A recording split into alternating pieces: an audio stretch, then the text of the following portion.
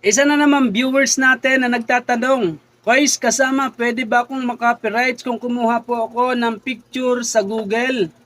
Yes, pwede po kayong makopyright dyan. Tandaan po natin, basta mga picture, video o ano pa man na merong pagmamay-ari at walang pahintulot sa kanila, pwede po kayong magkaroon ng copyrights. Tuturuan ko po kayo paano kayo makakakuha ng picture sa Google na hindi kayo makaka-copyright. Okay, panoorin nyo lang po ito mga idol. Okay guys, nandito ngayon kayo sa inyong cellphone. So pupunta kayo sa inyong Google. Then doon kayo magsi-search ng mga picture. Ayan, nandito po tayo. Pupunta po tayo sa ating Google. Then itatype nyo po kung ano po ang inyong hahanaping picture. Ayan, tandaan po natin na mag-ingat po tayo sa pag-upload o pagda-download ng mga video kung i-upload po natin sa ating mga Facebook page o Facebook account. Okay, narito na tayo sa Google. Then, ayan, isi-search natin dito.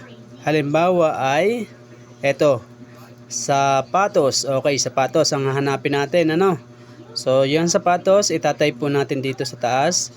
At dadalhin na po tayo ni Google sa mga impormasyon tungkol sa sapatos. Meron dito mga video at sari-sari, merong shopping, ayan, para makabili kayo. So dito tayo sa image. Ayan, makikita ninyo napakaraming sapatos, pero hindi natin yan pwedeng gamitin kung wala tayong pahintulot.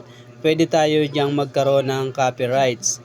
Okay, ang gagawin po natin, yan, kita ninyo, gaganda naman talaga ng mga sapatos, ano? Ang ganda gamitin o gamitin sa overlay. Pero limitado lang. So gagawin natin, nakikita ninyo yung parang guhit-guhit na yan sa may pulang sapatos, ayan. Then makikita niyo dito yung latest sa baba, GIF, ayan, product, colors, ayan, dito tayo sa usage right, pindutin natin yan. Then makikita nyo Creative Commons license, yan may isa commercial and others, ayan, yun ang pipindutin natin. So nandito na tayo. So yan po yung mga available na sapatos na pwede nating i-download. Yan yung walang copyright. Nakikita nyo naman meron nakasulat dyan, oh, licensable. Tama ba ang pag-pronounce ko? Ayan. Yan yung mga pwede nating gamitin o pwede nating gamitin sa mga video natin overlay. Okay, ito. Okay, ganito ipipress nyo lang na matagal. Then makikita ninyo download image.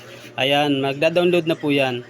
Makikita nyo na yan sa inyong mga gallery. So pupunta tayo sa gallery. Check natin kung meron na nga.